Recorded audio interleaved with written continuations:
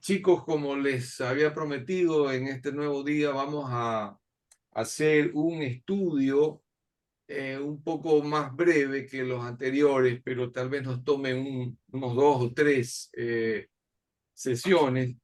Y está en Juan 6, porque es algo sumamente importante también en el Evangelio según San Juan, en el capítulo 6.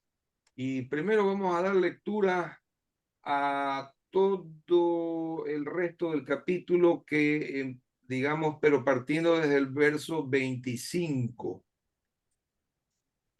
Juan 6, 25. Y entonces vamos a hacer algo. Vamos a leer 3 versículos cada uno y nos vamos de largo hasta que termine el capítulo 6, que es un poco larguito, ¿no? Pero primero vamos a Juan 6 desde el número 25. Sí, entonces Sí. 3 versículos cada uno. Vamos leyendo los 3 y luego sigue el siguiente y así, ¿no?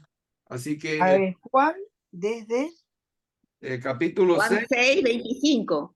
desde el no, 25. Juan 6. Sí, 6, 25. Juan 6, sí, desde el verso 25. Al encontrarlo al otro lado del lago, le preguntaron, Rabí, maestro, ¿cómo has venido aquí? Jesús les contestó, en verdad les digo, ustedes me buscan no porque han visto a través de los signos, sino porque han comido pan hasta saciarse. Trabajen no por el alimento de un día, sino por el alimento que permanece y da vida eterna.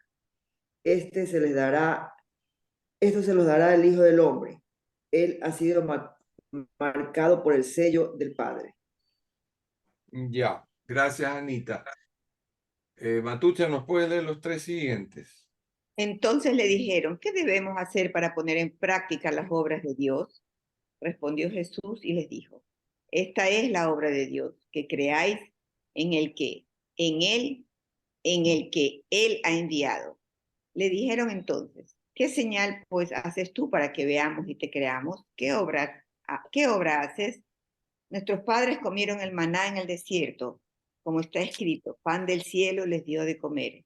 Y Jesús les dijo, de cierto os digo, no os dio Moisés el pan del cielo, mas mi Padre os da el verdadero pan del cielo, porque el pan de Dios es aquel que descendió del cielo y da vida al mundo. Le dijeron, Señor, danos siempre ese pan. Jesús le dijo, yo soy el pan de la vida.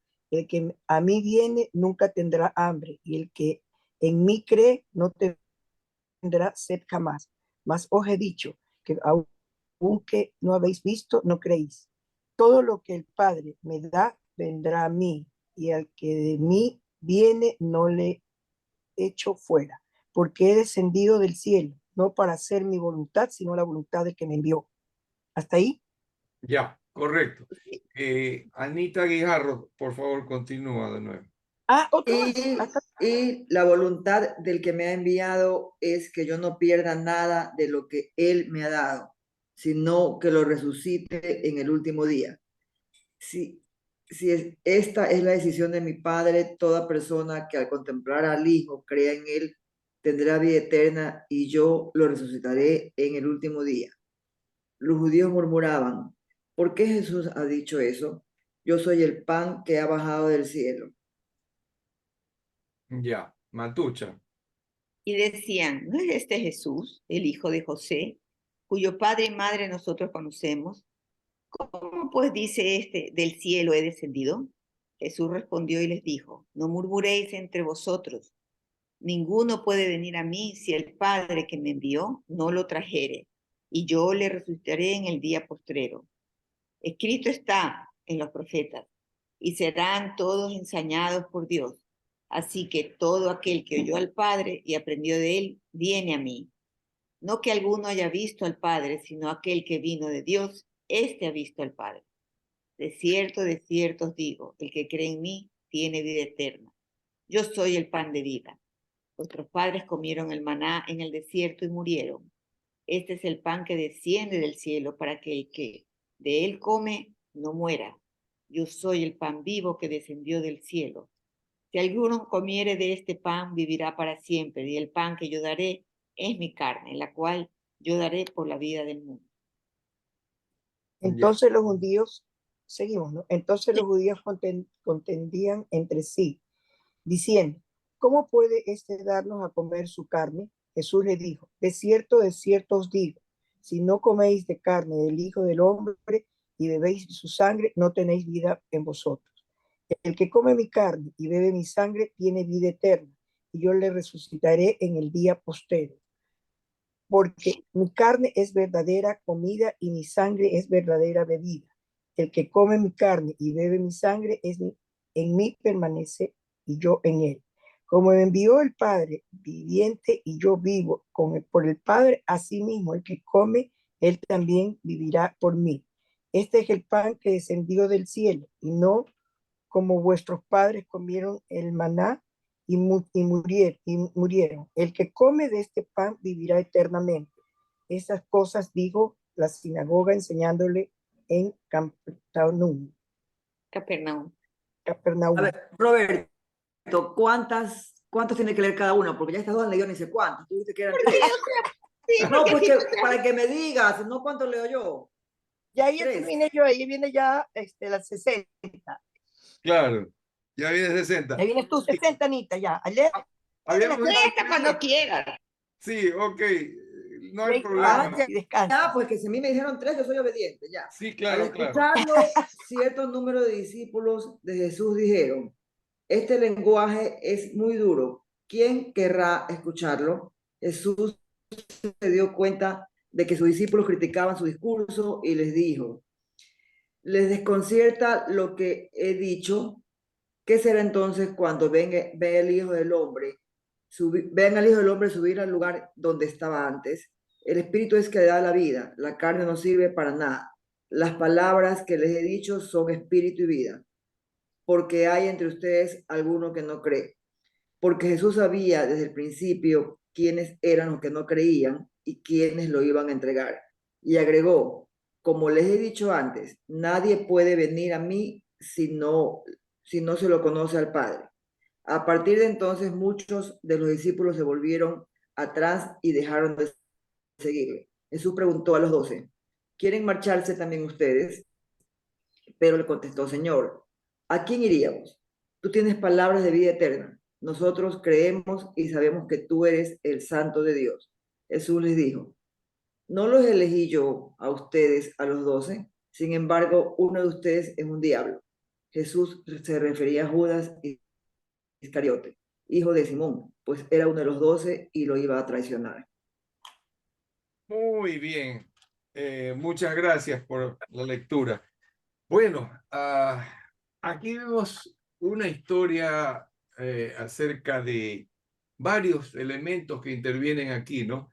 Pero como ustedes habrán podido ver o intuir en lo que habla Jesús, él usó un lenguaje y fueron algunas palabras que no las podían discernir los judíos que estaban allí. Lo que podemos colegir o entender es de que él hablaba en público, no estaba solamente hablando con sus discípulos, sino que habían allí un montón de gente.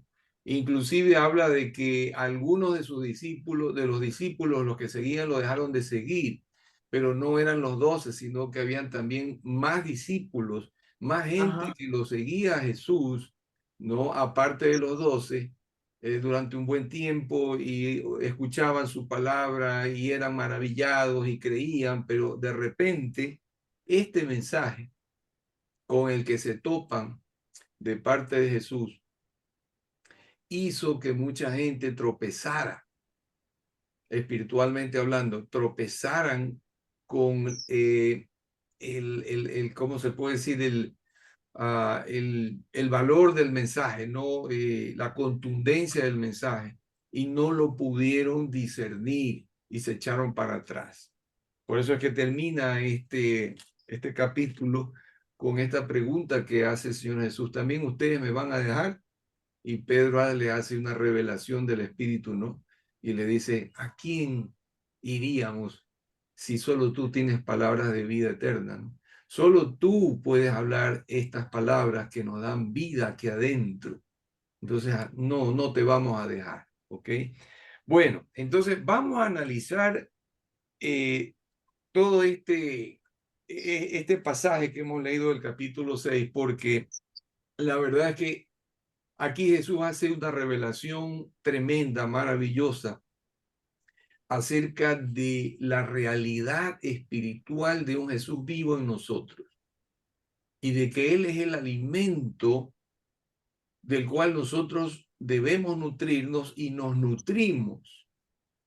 Sin el alimento espiritual que solo Jesús ofrece, no pudiéramos desarrollar y hacer crecer nuestro espíritu.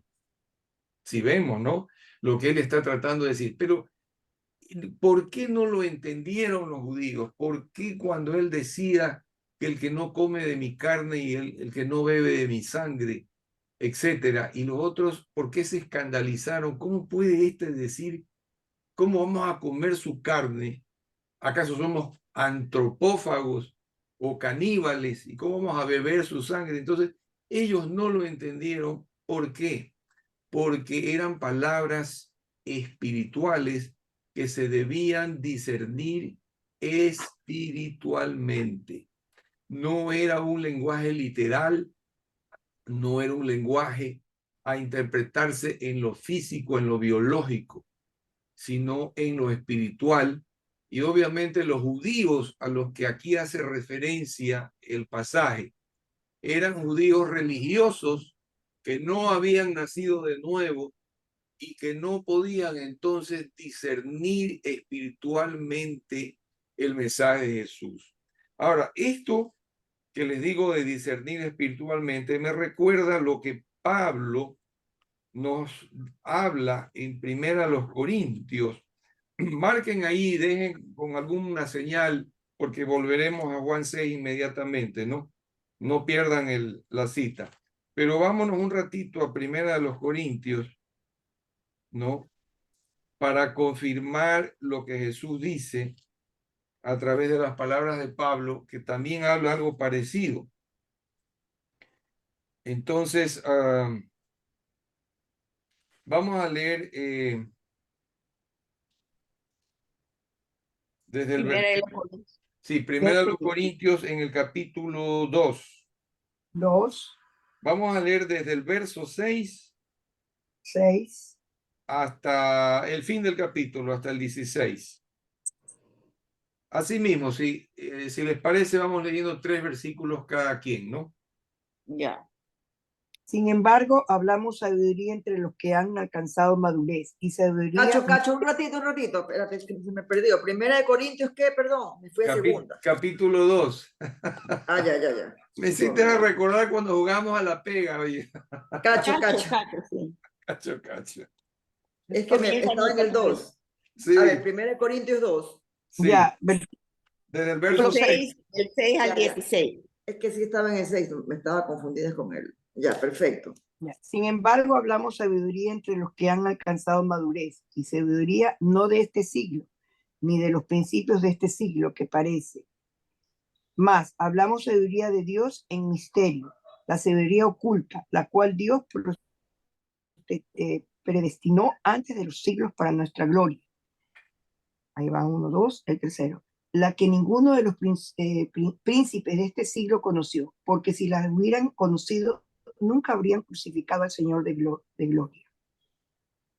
Ya. Sigue, 3. Sí, el 9.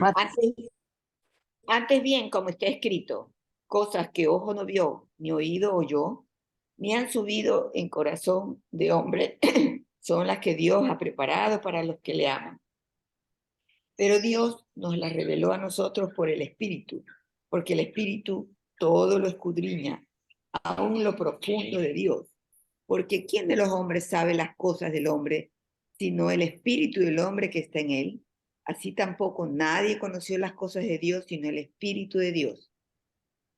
Ya. Y nosotros no hemos recibido el espíritu del mundo, sino el espíritu que viene de Dios. Y por él entendemos lo que Dios nos ha regalado. Hablamos pues de esto, no con los términos de la sabiduría humana, sino con los que nos enseña el Espíritu, expresando realidades espirituales para quienes son espirituales. El que se queda al nivel de la psicología no acepta las cosas del Espíritu. Para él son tonterías y no las puede apreciar, pues se necesita una experiencia espiritual. Ya. En Sí, cambio, juzga todas las cosas, pero él no es el juzgado de nadie, porque quien conoció la mente del Señor, ¿quién le instruirá? Mas nosotros tenemos la mente de Cristo. Ya, gracias, chicas. Bueno, aquí podemos ver que lo que Pablo dice que él compartía, que predicaba, que hablaba, ¿no? Por lo cual la gente se convirtió, era algo que venía, era una sabiduría no material, no humana, no terrestre, porque hay la sabiduría terrestre muy hermosa y podemos ver en la filosofía china y ancestral, milenaria, ¿no? En los enseñados de Confucio y de otros tantos hombres, cosas maravillosas, cosas hermosas, cosas válidas, pero son nada más sabiduría del hombre, sabiduría de este mundo, un conocimiento alto hasta donde el hombre pudo alcanzar en esta tierra con su mente. Pero la sabiduría de Dios va mucho más allá de lo que el hombre puede alcanzar. Entonces, cuando entra la sabiduría de Dios en escena y se la comienza a hablar, la gente no la puede discernir, se empacha y se indigesta. Eso es lo que pasó con los judíos en el pasaje de Juan 6, se indigestaron y se echaron para atrás, dijeron, este está hablando locura, porque aquí dice, ¿no? En la Reina Valera, en el verso 14 que les voy a repetir, ¿no? Dice, pero el hombre natural, el hombre que se queda en su alma, en su conocimiento, como dice la otra versión que leyó Anita, ¿no? El hombre que se queda en su psicología. Psicología es el tratado del alma, no se olviden, entonces en lo almático, en lo humano, ¿no? En esa parte interna, pero que es del hombre en definitiva, ¿no? claro. El hombre natural, como lo describe la Reina Valera, es el hombre común que está en su mente, que está manejándose con la interpretación de su propia mente. Ese es el hombre natural, el que no conoce a Dios ni obviamente su sabiduría. ¿Sí me explico? Que el hombre que tiene un límite, un techo y no puede ir más allá. Dice el hombre natural, la versión anterior de 1946, que ya casi nadie tiene, incluía, incluso lo traducía, decía el hombre animal. Entonces ya después lo cambiaron porque sonaba muy feo, ¿no? Pero o sea, el hombre en su propia carne, ¿no? No percibe las cosas que son del Espíritu de Dios. Claro. Y dice, no, porque para él le son locura.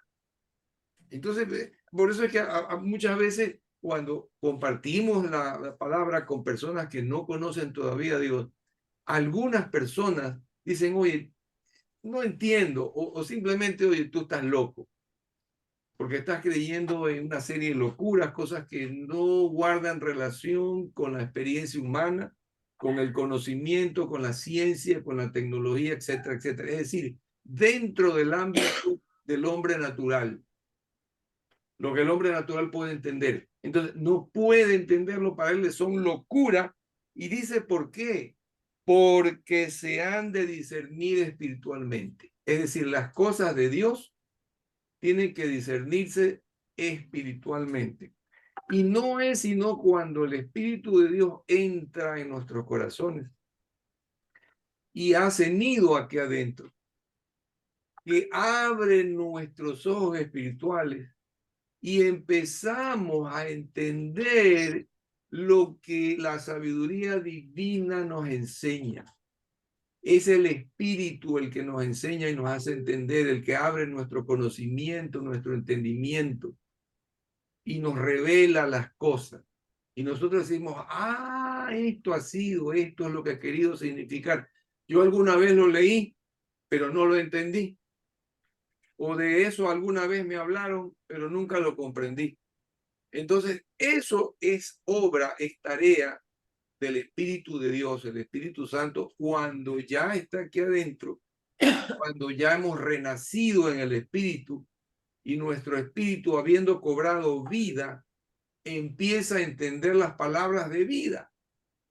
Las palabras de vida eterna, lo que decía Pablo, ¿no? Solo tú tienes, perdón, Pedro, solo tú tienes palabras de vida. Esas son las palabras que hacen florecer el espíritu y te hacen sentir vivo ese espíritu dentro de ti, ¿no? Eso es lo que dice aquí Pablo de una manera magistral, ¿no? Del verso 6 dice, nosotros no les hemos hablado cosas materiales, sino cosas divinas, ¿no? A los que ya tienen madurez. Se dan cuenta, los que tienen madurez espiritual. Eso es lo que la Dice, palabra de Dios. en ¿sí? verdad que con los perfectos hablamos de sabiduría. Exacto. Es que esa es la palabra, esa es la traducción. Cuando habla de perfección la Biblia, está hablando de un sinónimo espiritualmente hablando que es madurez. Entonces, cuando habla de perfección o habla de perfectos, no está hablando de aquellos que no cometen errores o que nunca se equivocan o que nunca fallan o que nunca pecan. No, está hablando de madurez. Pero el lenguaje bíblico asocia la perfección con la madurez o la madurez la asocia con la perfección. Entonces debemos entender que el lenguaje bíblico, en el lenguaje bíblico, perfección es sinónimo de madurez. Por eso es que en tu versión, Anita, habla de perfección Claro. y en la Reina Valera habla de madurez porque son sinónimos. Pero en la Claro. Biblia, porque en el mundo nosotros entendemos y la gente entiende que lo perfecto es algo que no tiene errores, que no contiene errores, y los perfectos son aquellos que no los cometen. Pero esto no es lo que la Biblia nos quiere enseñar, ¿sí? Entonces dice, y los que han alcanzado sabiduría, no de este siglo, es decir, no sabiduría de este mundo. Cuando habla de siglo, la Biblia lo traduce del griego aion, A-I-O-N, aion, ¿no? Que significa el mundo que vivimos en estos tiempos. ¿Ya? Es el tiempo en que vivimos hoy. Ese es el siglo. El Dios de este mundo también habla la palabra en otro y habla de Satanás como el Dios de este mundo y dice aion, de este siglo, ¿no? Entonces se entiende por el mundo que vivimos hoy. Dice, no hablamos sabiduría de este siglo ni de los príncipes, o sea, los que están en eminencia, en conocimiento, que son de este siglo, sino que hablamos sabiduría de Dios. Verso 7. Sabiduría de Dios en misterio. Significa en algo oculto que no está disponible para cualquiera que tiene la mentalidad del mundo, sino únicamente para aquellos que ya tenemos el Espíritu de Dios y por tanto Él nos lo ha revelado. Dice la sabiduría oculta, la cual Dios predestinó antes de los siglos para nuestra gloria. O sea, desde el principio en los planes de Dios ya estaba contemplado de que nosotros íbamos a conocer esa sabiduría porque Él nos la iba a revelar por medio de su Hijo Jesucristo. Por eso decimos que cuando vino a Jesucristo al mundo, vino a revelarlo al Padre, vino a mostrarlo y todo el mensaje del Evangelio contiene sabiduría de Dios, sabiduría extranatural, sobrenatural, que no es de este mundo y por eso la gente no la puede entender, ¿no? Dice el verso 8, la que ninguno de los príncipes de este siglo conoció, porque si lo hubiera conocido no lo hubieran crucificado a Jesucristo, etcétera, ¿no? Claro. Y miren, el verso 9 dice que recuerda algo que ya se escribió hace siglos y era esto, cosas que ojo no vio, ni oído yo, ¿verdad? Ni han subido o han llegado al corazón del hombre, o sea que no les has dado al hombre conocer, son las que Dios ha preparado para los que le aman. Y eso Jesús lo vino a mostrar. No fue sino a partir de Jesucristo que el Padre reveló a los que creen, a los que le aman, todas estas cosas. Por eso nos las están siendo reveladas ahora a nosotros, porque le amamos, le seguimos y queremos conocerle más y estamos estudiando su palabra. Entonces, Él nos las revela a través de su Espíritu, ¿no? Y dice que nos las reveló a nosotros por el Espíritu, verso 10, ¿se dan cuenta? Por eso es que nosotros invocamos la presencia y la dirección, la sabiduría, la revelación del Espíritu Santo, porque es Él el único que nos lo puede hacer. Si lo tratamos de hacer en nuestra capacidad, en nuestra mente, no lo vamos a entender. Pero el Espíritu sí nos lo hace entender y nos lo revela, ¿no? Porque el Espíritu dice todo lo escudriña aún lo profundo de Dios. Claro, Él sabe lo profundo, lo secreto de Dios. Y Él es el que tiene esa capacidad de revelárnoslo a nosotros. Bueno, y dice en el verso 12 que nosotros no hemos recibido el espíritu del mundo. Ya nosotros no hacemos las cosas con el espíritu, la mente de la gente en este mundo, sino el espíritu que proviene de Dios para que sepamos lo que Dios nos ha concedido, para que nosotros podamos entender lo que Dios ya nos ha dado, dice en pasado. Nos dio ya, pero nosotros tenemos que irlo descubriendo y entendiendo, ¿no? Y él dice que eso es lo que él habla y los que lo acompañan a Pablo, no con palabras enseñadas por sabiduría humana, no habla cosas de Confucio o de los grandes sabios de este mundo, sino con las que enseña el Espíritu. Dice, acomodando lo espiritual a lo espiritual, es decir, hablando cosas espirituales a quienes somos ya espirituales, a los que podemos ya entender las cosas del Espíritu, porque Él ya está aquí adentro de nosotros, ¿no? Y ahí dice lo que ya leímos, el verso 14, ¿no? Entonces, bueno, ¿quién conoció? Dice el 16. ¿Quién conoció la mente del Señor? ¿Quién puede haber conocido? ¿Quién le podrá enseñar? Dice, pero nosotros tenemos la mente de Cristo. Esto es una revelación maravillosa para los creyentes, aquellos que hemos nacido de nuevo y que ya tenemos a Dios en nuestro corazón, que tenemos. No dice que vamos a tener en futuro, ni que alguna vez la tuvimos y ya no, sino que tenemos, es lo que llamamos presente continuo. Nosotros tenemos la mente de Cristo, es decir, la capacidad de entender las cosas sobrenaturales, las cosas divinas, las cosas del Espíritu, las cosas de la sabiduría de Dios, porque ya tenemos, ya estamos programados, ya, en otras palabras, tenemos el software de Dios para que podamos entender las cosas del Espíritu de Dios. Bueno, Discernir. Y discernir. Discernir. Exacto, es lo que estamos haciendo. Exacto. Estamos discerniendo las cosas del Espíritu. Nosotros que ya somos espirituales, porque ya tenemos un espíritu renacido, un espíritu vivo, capaz de entender las palabras de vida de Jesús. Entonces, eso nos ayuda a entender, ¿no? Lo que quiso decir aquí Pedro en Juan 6, 60. ¿Ah? Pablo.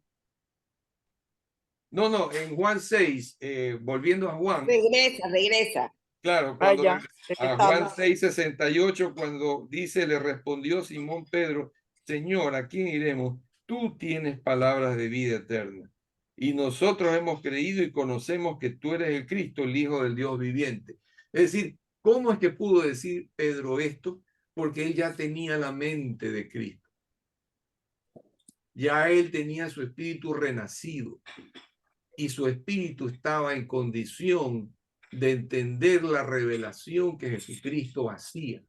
Pero los judíos que estaban ahí alrededor o cerca de él, que escuchaban a Jesús hablar estas cosas, no lo entendían. Incluso muchos que se consideraban sus discípulos, sus seguidores, no lo pudieron digerir porque no había todavía llegado a ellos el nuevo nacimiento.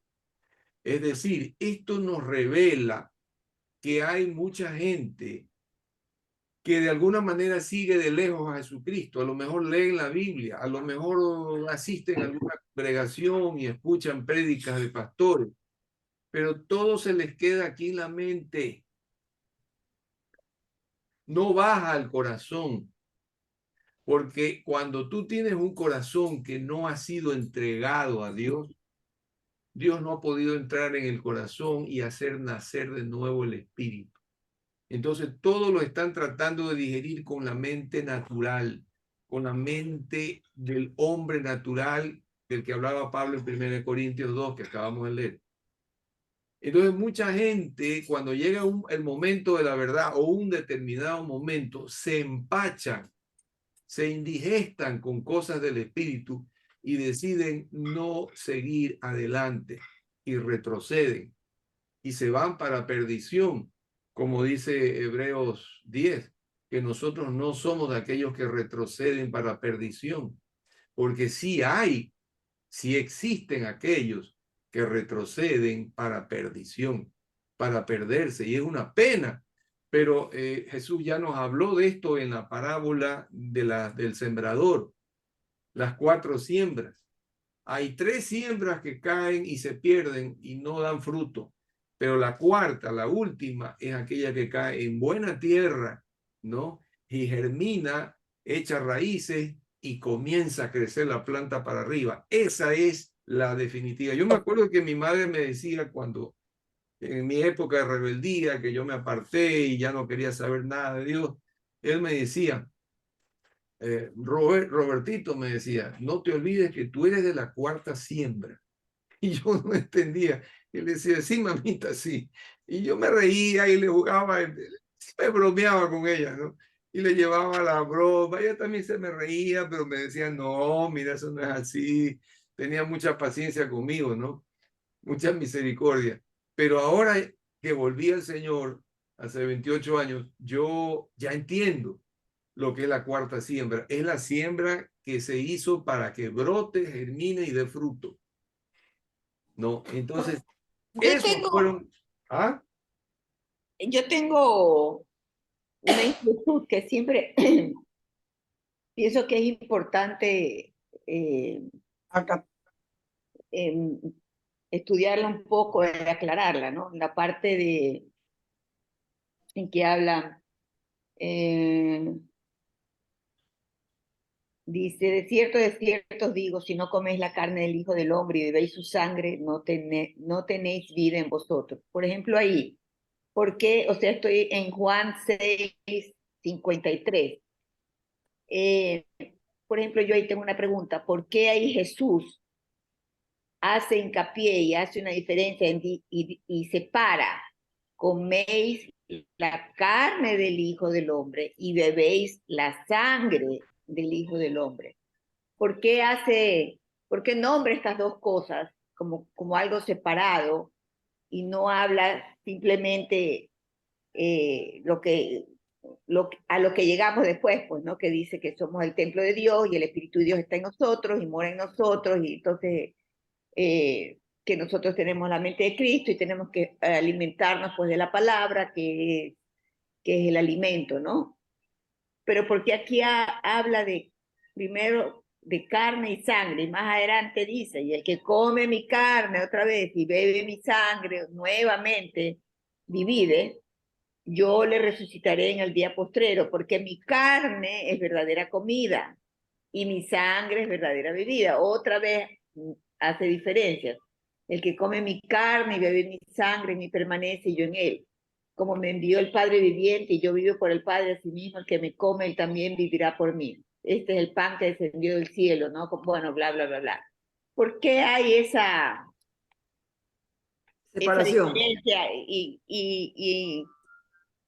la nombra varias veces, ¿no? Mi carne, sangre. Y yo también, o sea, yo fui educada como muchos de nosotros bajo la religión católica, ¿no? Entonces, los católicos se agarran de esto, ¿verdad? Porque está clarísimo, o sea, yo por eso tampoco puedo juzgarlos, ¿no? Porque está puesto en blanco y negro, como se dice, y ellos por eso cuando hacen la comunión y te dan de beber vino que se ha convertido en la sangre de Cristo y la hostia, pues que es El cuerpo. la carne o el cuerpo de Cristo, ellos van justamente a este capítulo y a estos versículos en que dice, pues aquí está. Y cuando Cristo en la última cena dice, coman y beban, esta es mi carne, esta es mi sangre, el que coma, bla, bla, bla, ya sabemos, pues no, lo que dicen. Eso está en, cuando la última cena, ¿en qué parte? Está en Lucas y también está Lucas. en Mateo, me parece. Correcto, sí, está en más de una versión del Evangelio. Claro, entonces esto se une con esto de aquí, ¿no? Entonces, Correcto. para mí es importante tener esto claro, porque en realidad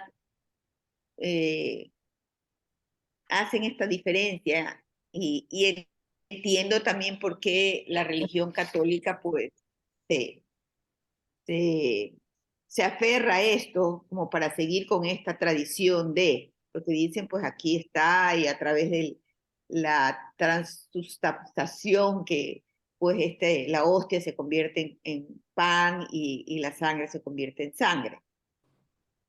Correcto, correcto. Pienso que es importante que lo analicemos bien, ¿no? Y lo Exactamente. aclaremos. Sí, por eso es, Matucha, que les he propuesto este estudio, porque precisamente ese es el fin, ese es el meollo de todo lo que vamos a ver en este estudio, ¿no?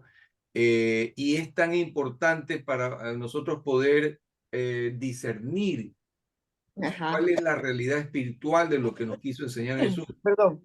Sí, ahora perdón, ¿alguien quiso decir algo? No, yo pedí perdón por lo que tosí. Ah, ya, ok. Lo que tú dices, Matucha, es muy correcto, ¿no? Miren, hay una diferencia entre lo que se hace religiosamente y lo que se hace en la vida que es Dios cuando está dentro de nuestro corazón. Hay dos cosas muy diferentes. Una cosa es la religión, otra cosa es la realidad de la vida viviendo aquí, Dios viviendo en nosotros. Lo religioso es una especie de sombra, ¿no? Se proyecta de algo que sí es realidad. ¿No es cierto? Cuando nosotros vemos la sombra de nuestro cuerpo proyectada en una pared, vemos una silueta y se parece bastante, pero no podemos ver con claridad la imagen nuestra porque necesitaríamos vernos en un espejo para poderla ver. La sombra es algo muy primitivo, es algo muy elemental. Y así pudiéramos nosotros comparar a la religión con lo que es la verdad de Jesucristo. ¿Ok? El religioso intenta hacer una ceremonia, un ritual, y por hacer ese ritual, creer que se está cumpliendo, se está agradando a Dios y se está llegando a una comunión con Él. Pero no hay nada más incierto o más falso que eso, por cuanto ya sabemos que solamente en Cristo podemos llegar al Padre, no a través de una religión. Y vamos a ver lo que hace la religión. Vamos a terminar diferenciando, discerniendo entre lo que hace la religión y lo que nosotros hacemos en vida, ¿no? Lo vamos a ver. Ahora, quería hacerles una pregunta, ya que nosotros comenzamos más o menos a las 7:20. ¿Será posible extendernos hasta esa hora, hasta 8:20, o lo dejamos para el próximo martes? Yo sí puedo, no sé, Anita Guijarro. Yo sí puedo. Ya, ok. Falta Anita Guijarro que salió ahorita, pero no importa, sigamos. No perdamos tiempo. Ya. No, Okay. pues deja ver que venga. Qué mala que eres, oye, espérala. Mientras sigamos, pues. No, pero es interesante lo que estamos hablando. Claro. Entonces, Anita mueve. A Estaba esa, interesantísimo. Se nos va. sí, vamos a seguir un poquito más. Ya mismo regresa, creo. Bueno, entonces miren, ciertamente la religión ha tomado su práctica. Perdón, que A tuve ver, que sí. el Anita, nieto me Una vino a buscar. pregunta te va a hacer. Sí, algo escuché, pero estaba por allá. Cuenta. A ver, Ya, dime, ¿qué es lo que preguntaba? la Que si pregunta te mía puedes era, quedar 20 minutos más o tienes que irte. ¿Qué hora es, ah? Son las 8. 8. Ah, sí, 20 minutos, sí, claro. Ya, Ahí entonces está. 8:20 paramos, Roberto, ¿ya? Ya, ya, ya. ok, Arrancamos. Sí, para, sí, para tratar de completarla ahorita, ¿no? Bueno, bravo. Claro. entonces miren, de pronto sí podemos avanzar en este tema. Lo que hace la religión es tomar de la Biblia las cosas que puede tomar. Hay otras que no, que simplemente se las inventó o las interpretó o las añadió o hizo una confusión de aquello. Y hay de todo, es como una ensalada, es un champú ahí, como se dice, ¿no? Pero cuando nosotros tomamos la verdad no adulterada, la verdad perfecta de Jesucristo, nosotros discernimos espiritualmente su enseñanza y la hacemos vivencia. No se olviden que el religioso, la persona que está en cualquier religión, lo que hace es seguir una práctica mecánicamente e interpreta las cosas para hacerlas de manera mecánica, pero no hay una transformación de vida, no hay un verdadero nuevo nacimiento. Por eso es que el religioso Nicodemo, que era un religioso, un fariseo, un judío, no entendió en un principio cuando Jesús le dice en Juan 3 que él necesitaba nacer de nuevo. Y le dijo que si no nacía de nuevo no podía entrar o ver el reino de los cielos.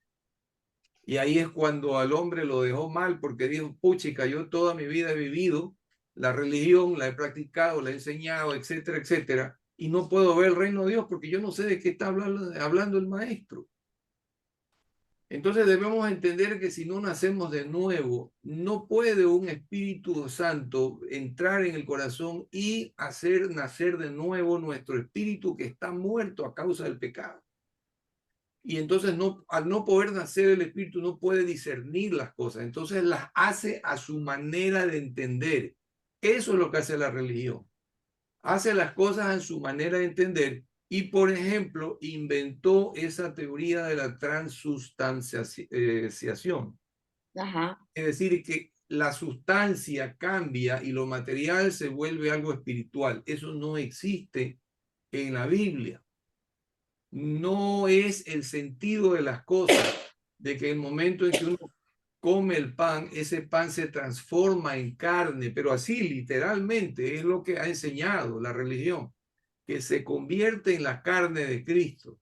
Pero a ver, yo me permito interrumpirte, Roberto, para leer ese pedacito y tenerlo presente ahorita que lo estamos analizando. Y dice así, en Lucas, ya lo busqué, dice, y habiendo tomado la copa, dio gracias y dijo, tomad esto y repartidlo entre vosotros, porque os digo que no beberé más del fruto de la vid hasta que el reino de Dios venga. Y tomó el pan y dio gracias, y lo partió y les dio diciendo, esto es mi cuerpo, que por vosotros es dado.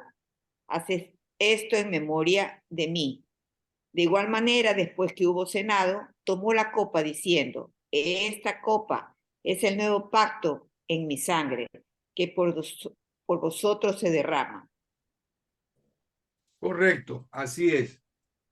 Bueno, ahí tienes tú un ejemplo de lo que yo venía diciendo. Es Ajá.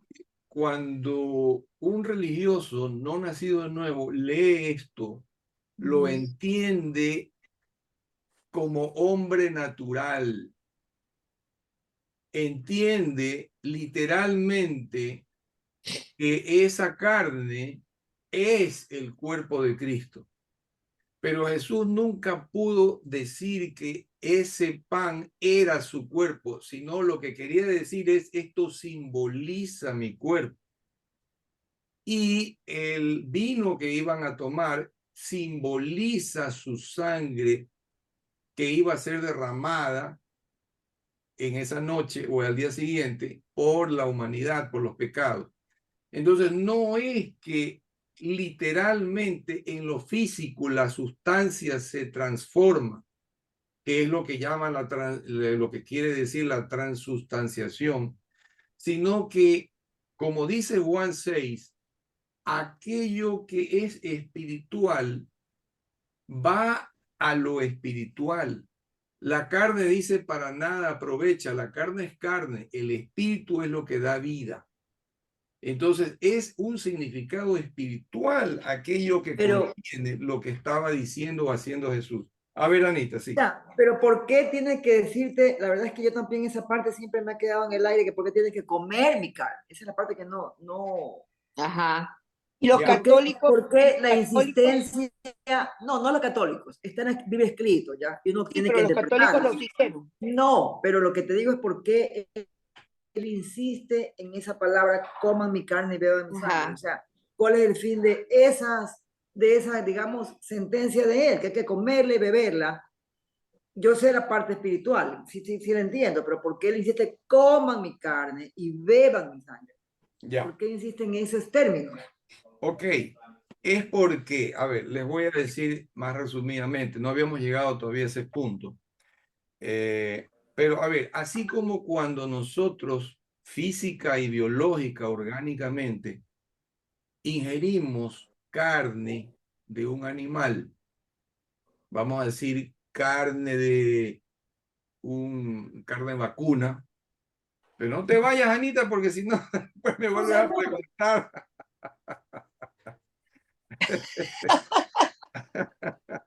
A ver, ok. Entonces, Pero pobre- O sea, No, lo que yo sorry. yo lo que No, entendería aquí es que él está hablando de él, ¿no? Cuando dice, esto es mi cuerpo que por vosotros es dado, esto es memoria mía, y esta es mi sangre. Él está hablando de él, de que él es el sacrificio, él iba a hacer el sacrificio. O claro, sea, por supuesto. ajá, Así es obviamente por su sacrificio, así como cuando un animal se lo sacrifica para comer su carne y su sangre. Obviamente hay que matar a la vaca, hay que matar a la gallinita, hay que matar al cerdo para poder comer su carne. Y cuando nosotros comemos su carne, siempre hay restos de sangre también allí. Pero, claro, a ver, vamos a tratar de expresarlo de esta manera como un ejemplo. Cuando nosotros seres humanos ingerimos, comemos una carne de un animal, esa carne pasa a digerirse, se descompone en el estómago, pero todo lo que contiene esa carne en cuanto a proteínas, a vitaminas, a minerales, se asimila en el cuerpo humano y pasa a formar parte de tu cuerpo. nos alimenta. Ya deja de ser la carne del animal y se convierte en nutrición para tu cuerpo, se convierte parte de tu cuerpo. La sangre también, si tú la bebes, la sangre es vida.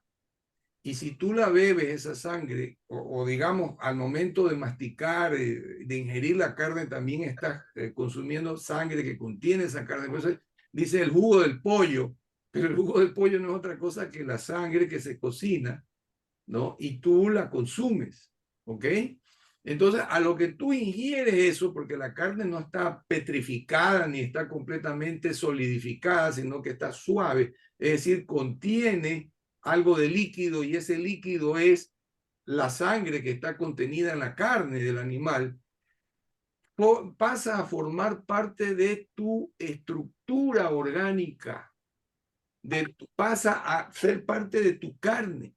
Por eso quien come mucha carne también desarrolla musculatura. ¿Por qué? Porque la musculatura flácida del ser humano, al ser ejercitada, junto con el nutrimento de la carne que están ingiriendo, esa carne pasa a formar parte de tu carne y de la mía.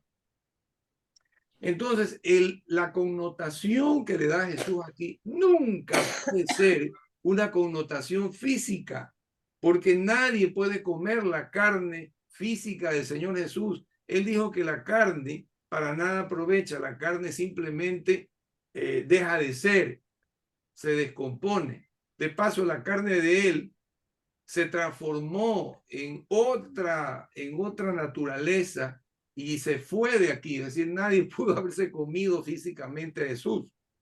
ni tampoco Jesús habla de la transustanciación. Lo que no entiende el hombre natural religioso y que le ha dado una interpretación equivocada es de que Jesús estaba hablando de un significado espiritual, porque cuando nosotros lo recibimos al Señor Jesús por medio de nuestra fe en su sacrificio expiatorio en la cruz del Calvario, es como que si nosotros hubiésemos comido de su carne porque le hemos recibido en nuestro cuerpo, en nuestro ser interior, perdón, en nuestro ser interior. Entonces es un símil de cuando nosotros comemos la carne de un animal. Recibimos esa carne dentro de nuestro organismo y ella pasa a formar parte de nuestra carne, se queda en nosotros y nos da mayor vida, mayor salud, nos da robustez, nos fortalece. Jesucristo también, con su muerte, que nosotros hemos aceptado en expiación de nuestros pecados, entra en nuestro ser y es como que nosotros lo comemos a él espiritualmente y él pasa a ser parte de nuestro ser interior y nutre nuestra alma. Por eso es que dice que debemos comerlo a él, porque ese es el verdadero pan de vida. Y hace una comparación entre, para que los judíos puedan entender, porque ellos eran religiosos judíos, eran judíos y ellos creían en la ley de Moisés. Entonces ellos sabían por historia y por la fe en su religión de que a Moisés le había sido, al pueblo de Israel le había sido dado el maná del cielo. ¿No? Llovían como unos copitos de nieve, pero eso tenía una cierta consistencia y eso lo comían y les daba a ellos alimento. Pero aquí Jesús dice que ese alimento fue un alimento natural, fue un alimento biológico, orgánico, físico, porque comió el pueblo y se alimentó, pero luego el pueblo murió. El pueblo en su carne, físicamente, biológicamente murió. Pero el alimento que yo les ofrezco es mi carne, es mi sangre, que solamente la podemos recibir por fe. Y cuando recibimos al Señor Jesús en nuestro corazón, estamos recibiendo simbólicamente su carne porque Él espiritualmente pasa a formar parte de nuestro espíritu. Y hay una simbiosis allí. El espíritu nuestro pasa a fundirse con el espíritu de Cristo. O en otras palabras, al revés, el espíritu de Cristo pasa a formar parte de nuestro espíritu. Por eso hablamos de la analogía del matrimonio físico, orgánico entre un hombre y una mujer, ¿no? Porque al casarse, delante de los ojos de Dios, ellos pasan a formar una sola carne. Dios los ve así, nos ve así como una sola carne en el matrimonio.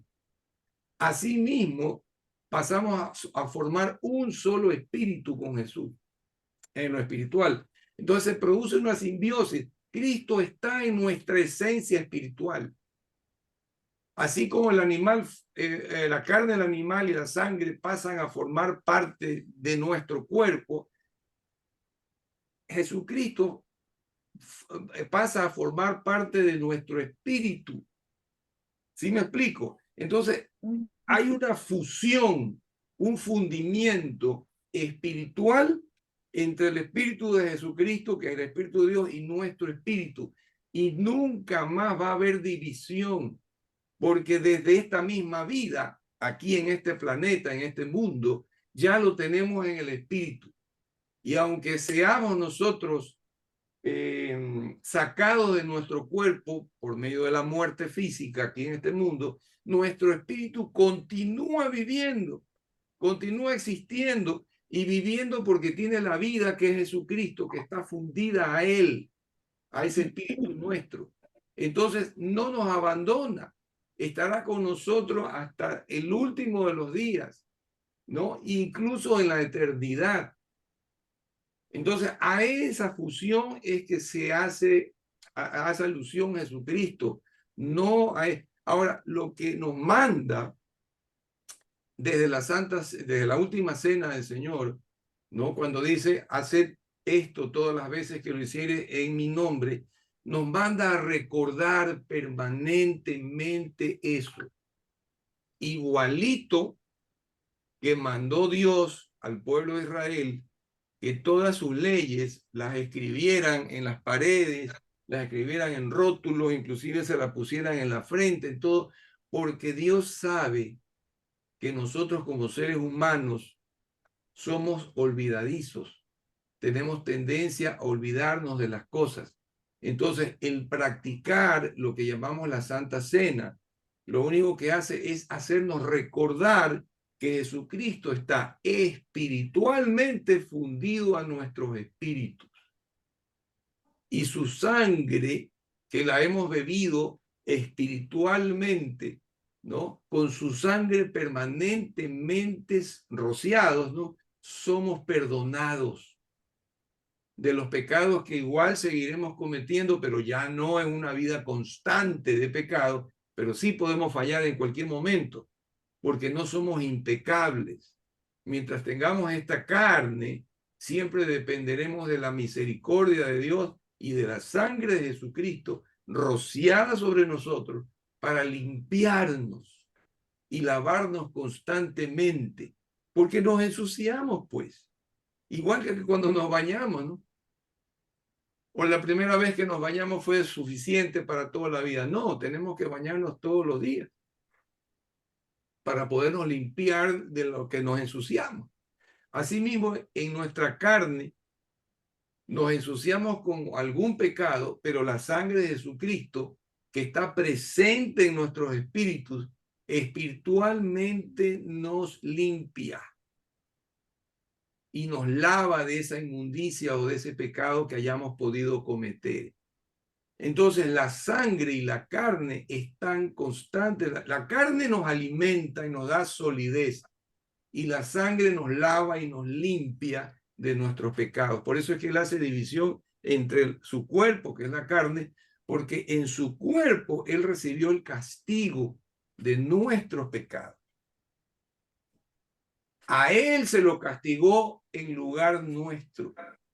Entonces, esa carne molida, digamos, por nuestros pecados, por nuestras rebeliones, como dice Isaías 53, es lo que hace que nuestra carne sea también perdonada, porque al haber estado fundido con Jesucristo, nuestra carne, ese perdón, esa expiación de nuestros pecados pasa a nuestra carne también. Entonces, el significado que tiene esto es un significado espiritual netamente, como lo vimos en lo que dijo Pablo en 1 Corintios. Es la revelación espiritual para mentes espirituales. No puede entenderlo el que tiene mente carnal y por eso es que comienza a forzar las cosas y las interpreta de una manera que la mente natural pueda entender. Porque todos los que están en la religión están en la mente natural. Entonces hay que darles una explicación natural para que de alguna manera puedan comprender, entre comillas. Pero lo que están comprendiendo es una cosa que Jesús no quiso decir. Entonces están confundidos. Por eso es que comulgan, pues comen la sangre, el cuerpo de Cristo. Digamos, el error está en creer que en el momento en que tú ingieres esa hostia. Eso es lo que te enseñan desde chiquito, pues. Exacto, ¿no? Ella se convierte en el cuerpo de Cristo de alguna forma y ellos creen que en verdad es la carne de Cristo. Esa es la enseñanza. Esa es la doctrina de la Pero transustanciación. yo me pregunto, Roberto, si él, o sea, yo soy media que le doy, ¿no? No, está Tengo que estar perfecto, está bien. Tengo que estar realmente clara y satisfecha. Yo me pregunto por qué Jesús, cuando vino a la tierra,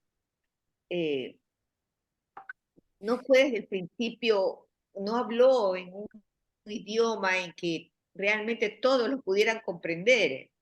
¿Por qué complicaba las cosas con parábolas y cosas? ¿Por qué? O sea, si el fin era realmente llegar a los que más podía y que lo amen, y lo quieran y crean en él, ¿por qué complicaba las cosas en vez de desde un principio haber utilizado un vocabulario en que todos lo hubieran podido comprender? Ya, Ajá. ya, ¿no? Ajá. No, no, es correctísima tu inquietud y es muy válida.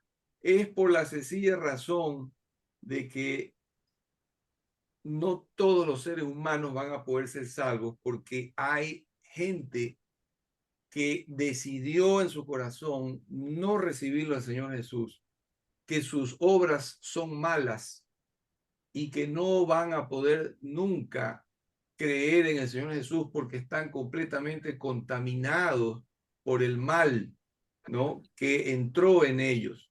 Desgraciadamente, es el caso de Caín y Abel, hijos de un mismo padre y una misma madre. ¿Cómo es posible que Caín era de una forma y Abel era de otra?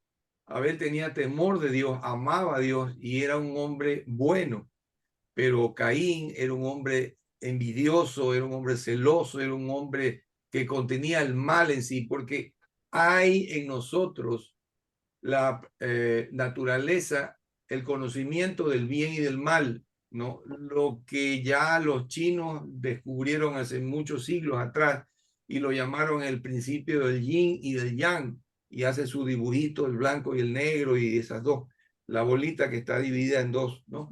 Entonces, eso es lo que está dentro de nuestra carne desde Adán y Eva.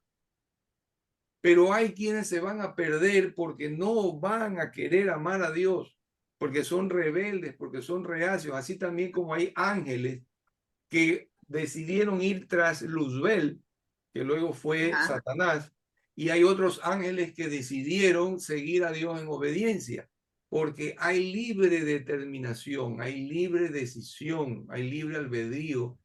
Dios no nos hizo robots para que todos sigamos una obediencia y no hagamos sino mecánicamente cumplir con algo y ya está. No, Él quiere que nosotros decidamos. Entonces hay libre decisión. Entonces Jesús, sabiendo esto, predicaba para quienes pudieran discernir espiritualmente esto por medio del Espíritu, porque la carne para nada aprovecha. El que está en la carne tiene mente natural y está para hacer el mal, no está para entender las cosas del Espíritu. Pero en cambio, el que tiene temor de Dios, el que tiene inclinación a amar a Dios y a temerle, a ese lo trae el Padre a Jesús. Por eso es que dijo 3 veces Jesucristo en Juan 6. La primera vez dice, a ver, espérense un ratito, 6. Sí, pero En el verso 37, perdón. por eso Dios mandó a Jesús, porque el mundo estaba totalmente agresivo y era malo, porque desde la época del hombre siempre hubo la maldad. Exacto, siempre, desde Todo Adán el tiempo, hasta hasta, hoy hasta hoy. y hasta que Jesucristo venga y por segunda ocasión. Miren, el verso 37 dice, todo lo que el Padre me da, vendrá a mí. Y al que a mí viene, yo no le echo fuera. Ahí lo dice por primera vez, ¿no? Luego dice acá, en el verso 44, lo dice por segunda vez, ninguno puede venir a mí si el Padre que me envió no lo trajere. O sea, el Padre es el que conduce a aquel que el Padre sabe que tiene una naturaleza más de bien que de mal y que va a aceptar a Cristo en su corazón. ¿No? Lo hizo conmigo, lo hizo con ustedes. Les presentó a ustedes el Evangelio y ustedes lo recibieron. Dense cuenta de que no todos no serán salvos, no todos seremos salvos. Él sabe a quién nos lleva a los pies de Jesús para que lo recibamos. Lo hizo también con Nicodemo, lo hizo con Cornelio, ¿no? Lo hizo también con el eunuco, el etíope. Y se ve en la palabra de Dios, ¿no? Con el carcelero de Filipos, que le dio la oportunidad porque sabía que tenía el corazón inclinado a aceptar las cosas de Dios. Y luego también lo dice en el verso 65. Y dijo, por eso os he dicho que ninguno puede venir a mí si no le fuese dado del Padre. Y en el 63 él había dicho, el Espíritu es el que da vida, la carne para nada aprovecha. ¿De qué sirve que nuestra carne ingiera un pan que se convierta a su vez en algo biológico para que alimente su cuerpo? De nada aprovecha porque se va a hacer polvo. Pero lo que dice es las Chicos, me palabras. muero de pena, está súper interesante, pero yo tengo que irme porque tengo que llevar a mi bebé al Ya, kinder. bueno, ya nos pasamos de los 20 minutos, ¿ok? Sí, Pero bueno, no vamos puedo a más. continuar, chicas, en esto el próximo martes y vamos entonces Sí. a terminar hoy el estudio y vamos a orar, ¿no? Póngale continuará. Continuará el próximo Qué martes. pena.